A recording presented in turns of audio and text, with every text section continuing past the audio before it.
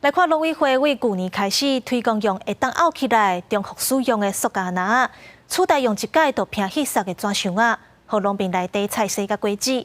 目前试用8个月，农民的反应拢袂歹，讲环保阁省钱。不过，有农民希望会当设计阁较大的春秋。农民将菜采收，可能污洗塑胶的折叠篮，透过补助机制，作用一个折叠篮的成本20块，比买一个纸箱大约30-40块的成本较低。有农民就讲，若碰上雨天，采收的蔬菜比较不容易翕歹，使用起来效果阁袂歹。你像这个，它比较有那个孔可以透气，那个菜哦比较不会闷住。对。成本的部分呢？成本哦比较便宜，因为这个还有补助。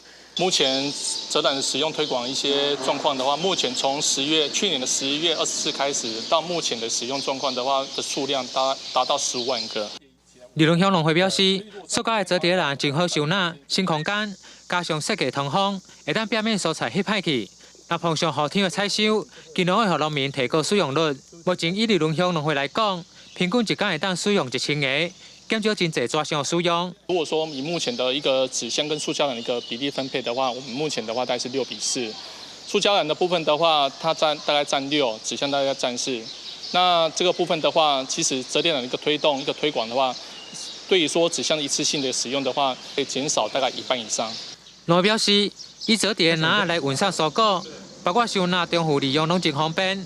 折叠篮回收率嘛高达90%以上，但部分的农民反映。目前塑胶篮的标准寸尺，只会当装15至20公斤的蔬菜，希望会当设计较大的寸尺来做营运使用，这种有无得？